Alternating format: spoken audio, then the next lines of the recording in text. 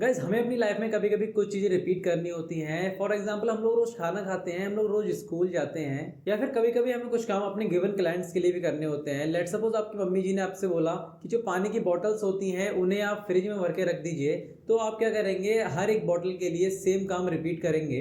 तो इस प्रोग्रामिंग में भी हमें कुछ काम ऐसे करने पड़ते हैं जहाँ हमें रिपीटेशन की जरूरत होती है। फॉर एग्जाम्पल मैंने आप लोगों से बोला कि आप लोगों को 1 से लेकर 100 तक नंबर प्रिंट करने हैं, तो आप लोगों ने क्या करा, प्रिंट स्टेटमेंट की मदद से आप लोग 1 से लेकर 100 तक नंबर राइट करने बैठ गए। उससे क्या होगा, आप लोगों का जो कोड होगा वो बहुत ज़्यादा लेंदी हो जाएगा और आप लोग थक जाएंगे लिखते लिखते, print 1, print 2, print 3, print 4, print 5। तो गाइस इसीलिए जब हमें रिपीटेशन की जरूरत होती है तब हम लोग लूप्स का इस्तेमाल करते हैं अपने कोड में। उससे क्या होता है, जो हमारे प्रोग्रामर का एफिशिएंट टाइम होता है वो बचता है। और लूप्स का ये कॉन्सेप्ट हमारी सी प्रोग्रामिंग को बहुत ही ज़्यादा स्ट्रॉन्ग और पावरफुल बनाता है। तो दोस्तों चलते हैं अपने कंप्यूटर स्क्रीन में और वहां चल के देखते हैं कि जो लूप्स का कॉन्सेप्ट होता है सी प्रोग्रामिंग में वो किस तरीके से होता है। ऑलराइट गाइस, हम लोग आ चुके हैं अपनी कंप्यूटर स्क्रीन में और मैं बिना कुछ देरी करे आप लोगों को लेके चलता हूँ नोट्स पे और वहां चल के आप लोगों को बताता हूँ कि जो हमारे लूप्स हैं सी प्रोग्रामिंग में वो किस तरीके से वर्क करते हैं।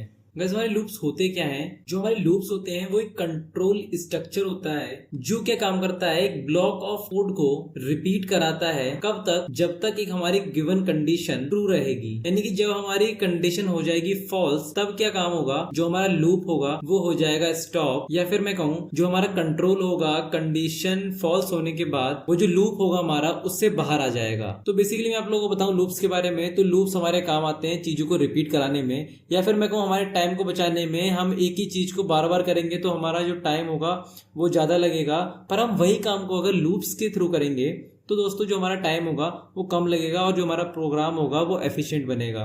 तो जो सी प्रोग्रामिंग होती है उसमें 2 टाइप के लूप्स होते हैं। पहला हमारा हो गया एग्जिट कंट्रोल लूप और दूसरा हमारा हो गया एंट्री कंट्रोल लूप। तो इन दोनों लूप्स के बारे में बताने से पहले मैं आप लोगों को टेस्ट कंडीशन और लूप बॉडी के बारे में बताना चाहता हूं। गाइस ये रहा हमारे सिंटेक्स ऑफ फॉर लूप और मैं आप लोगों को फॉर लूप्स के थ्रू ही बता दूंगा कि जो हमारे लूप की बॉडी होती है और जो हमारी टेस्ट कंडीशन होती है या फिर जो सिंटेक्स होता है हमारे लूप्स का वो किस तरह से राइट करते हैं हम लोग। तो जैसा कि आप लोग देख सकते हैं यहाँ पे फॉर लिखा हुआ है। अगर यहाँ पे फॉर नहीं भी लिखा गया होगा तो जो हमारा सिंटेक्स होगा उसका मैं आपको पहले ओवरव्यू कराता हूँ। तो जो इन करली ब्रैकेट के बीच में आप कोड राइट करेंगे उसको क्या बोलेंगे, लूप की बॉडी बोलेंगे। जैसे आप लोग देख सकते हैं यहाँ पे कमेंट में लिख रखा है बॉडी ऑफ फॉर लूप। तो बेसिकली मैंने आप लोगों को प्रीवियस वीडियोस में बता रखा है कि इन जो करली ब्रैकेट्स के बीच में हम लोग चीज राइट करते हैं उन्हें किसी भी चीज की बॉडी बोली जाती है। यहाँ पे हम लोग लूप्स की बात कर रहे हैं तो हम लूप बॉडी बोलेंगे इसको। अब यहाँ पे आप लोगों को दिख रहा होगा टेक्स्ट एक्सप्रेशन लिखा हुआ, तो ये टेक्स्ट एक्सप्रेशन को ही हम लोग टेस्ट कंडीशन बोलते हैं। यानी कि जो फॉर लूप है वो कब तक चलेगा, जब तक ये जो हमारी कंडीशन है ये रहेगी ट्रू। अगर ये दोस्तों कंडीशन होगी फॉल्स तो जो हमारा कंट्रोल होगा वो इस फॉर लूप के बाहर आ जाएगा, या फिर मैं कहूँ जो भी हमारा बेसिक लूप होगा उसके बाहर आ जाएगा हमारा कंट्रोल। कब? जब ये हमारी टेस्ट कंडीशन जो होगी वो हो जाएगी फॉल्स। तो आई होप आपको एक बेसिक आइडिया लग गया होगा लूप बॉडी और टेस्ट एक्सप्रेशन के बारे में। तो वापस चलते हैं अपने नोट्स के ऊपर। तो जो हमारा एग्जिट कंट्रोल लूप होता है वो किस तरह से वर्क करता है हमारे सी प्रोग्रामिंग में, मैं आप लोगों को बताता हूँ। तो जो हमारी टेस्ट कंडीशन होती है अगर उसको हम लोग अपने कोड में राइट करें लूप बॉडी के बाद, तो जो हमारा लूप होगा उसको हम लोग कहेंगे एग्जिट कंट्रोल लूप। यानी कि इस लूप का काम क्या होगा, जो भी कंट्रोल होगा हमारा वो एग्जिट में रहेगा। एग्जिट बोले तो जो लूप बॉडी होगी हमारी वो एटलीस्ट 1 टाइम तो एग्जीक्यूट होगी। देन उसके बाद हमारी कंडीशन चेक होगी। कंडीशन चेक होने के बाद अगर हमारी कंडीशन ट्रू रही तो ये हमारा लूप फिर से चलेगा।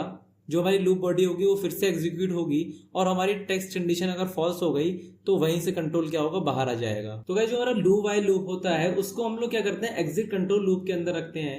क्योंकि जो हमारा डू व्हाइल लूप होता है उसमें जो टेक्स्ट कंडीशन होती है हमारी वो लूप बॉडी के बाद में राइट करते हैं हम लोग। अब इस वीडियो में आगे चलते हुए आप लोगों को बताऊंगा कि जो डू व्हाइल लूप होता है उसका सिंटैक्स और फ्लो चार्ट किस तरह से हम लोग बनाते हैं।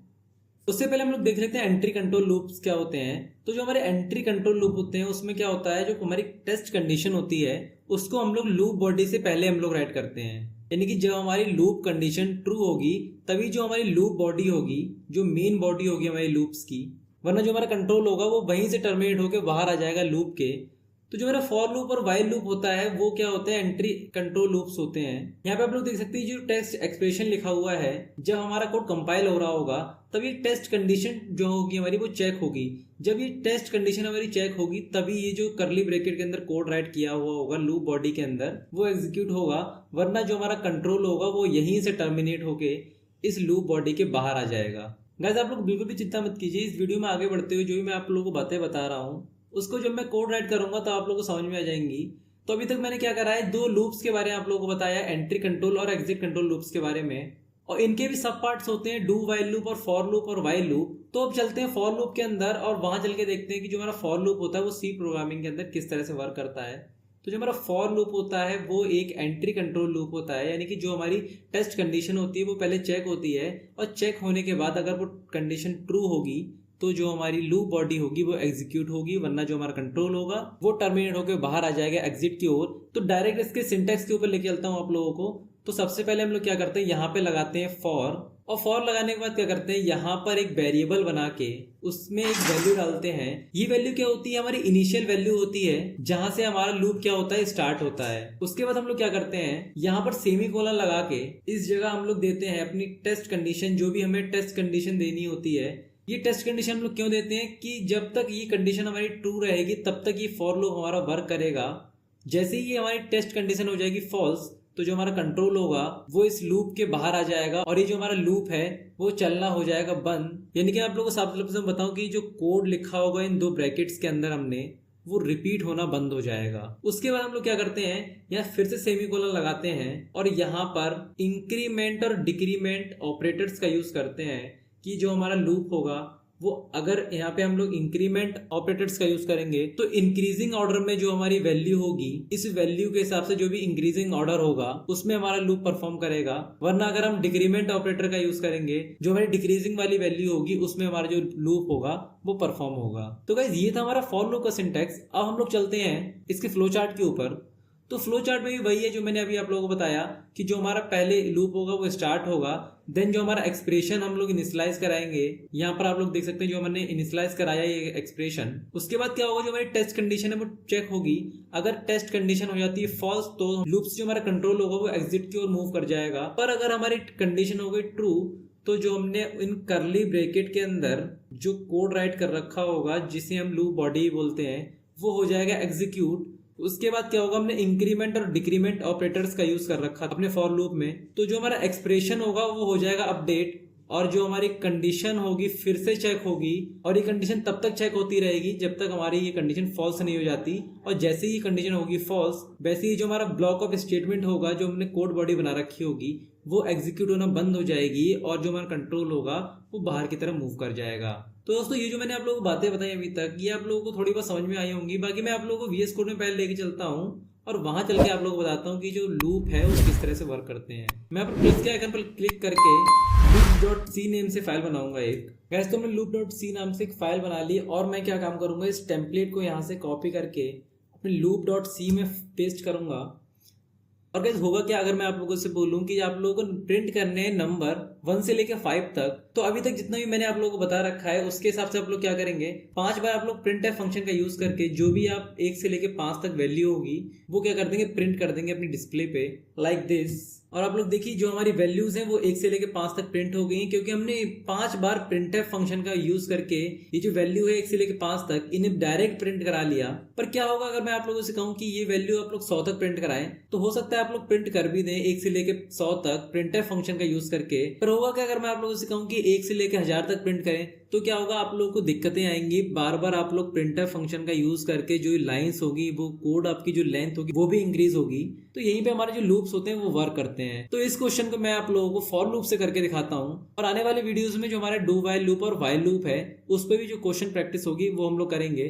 तो सबसे पहले मैं क्या करूंगा, इन लाइन से बोलूंगा, और अब मैं क्या करूंगा इस यहाँ पे लगाऊंगा फॉर, और पैरेंथेसिस के अंदर एक आई नाम का वेरिएबल बनाऊंगा जिसका डेटा टाइप में इंटीजर रखने वाला हूँ, और उसकी जो वैल्यू है वो मैं 0 रखूंगा, और सेमीकोलन लगा के यहाँ पर एक कंडीशन दूंगा कि जो आई है हमारा वो लेस देन और इक्वल टू हो जाए 10 के, तब तक ये लूप चलाते रहो, और जो हमारा आई होगा उसकी जो वैल्यू होगी वो हर बार 1 बढ़ जाएगी। तो ये लूप कब तक चलेगा, जब तक ये हमारी जो कंडीशन है वो रहेगी ट्रू, यानी कि जब हमारी आई की वैल्यू 10 से बड़ी आने लगेगी, 11 आ जाएगी, तभी जो लूप होगा हमारा वो चलना बंद हो जाएगा। तो जल्दी से यहाँ पे करली ब्रैकेट लगा के लूप की बॉडी बनाऊंगा मैं, और यहाँ पर मैं राइट करूंगा printf, और इसके अंदर मैं दूंगा %d, और कॉमा लगा के क्या करूंगा, यहाँ पर i की वैल्यू दे दूंगा।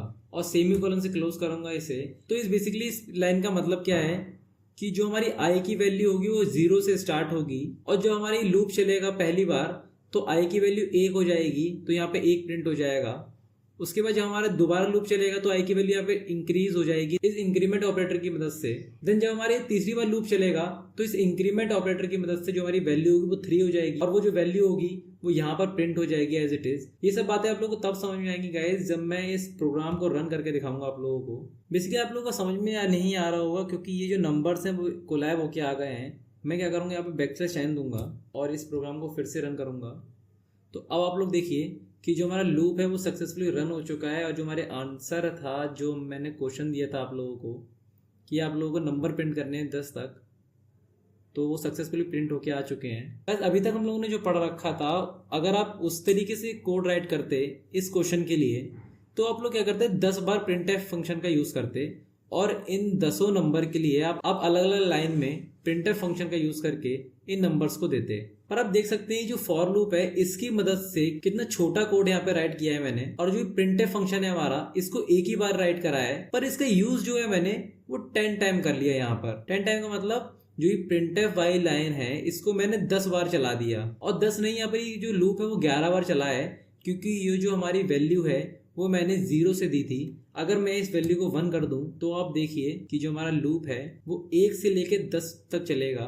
जो हमारे नंबर हैं वो 0 को छोड़ के डायरेक्ट 1 से आएंगे, क्योंकि जो हमारे आई की वैल्यू है वो 1 से स्टार्ट हो रही है। तो अब अगर आप लोगों को कोई कहे कि 1 से लेके आप कितने भी नंबर प्रिंट कीजिए, लेट्स सपोज आपको किसी ने 1000 नंबर प्रिंट करने के दिए, तो आप लोग बार बार प्रिंटफ फंक्शन के यूज करके नहीं राइट करेंगे। आप लोग क्या करेंगे, लूप्स की मदद से जितनी भी बार आपको प्रिंट करानी कोई चीज, आप लोग क्या करेंगे, लूप्स की हेल्प से जो भी चीज होगी उसे प्रिंट करवा देंगे। तो अभी तो मैंने ये जो लूप है वो 10 टाइम चलाया है, पर क्या होगा अगर कोई आप लोगों से कहे कि उसे चाहिए 1 से लेके 100 तक नंबर, तो आप क्या करेंगे, इस कोड को चेंज नहीं करेंगे, इस 10 की जगह पे आप क्या करेंगे 100 लिख देंगे, और इस रन की बटन पे जैसे मैं क्लिक करूंगा आप लोग देखिए सिंगल क्लिक में जो हमारी वैल्यूज हैं वो आ चुकी हैं। यहाँ पर 1 से लेके जो भी हमारा आउटपुट है वो 100 तक वो सक्सेसफुली प्रिंट हो गया है हमारे टर्मिनल पर।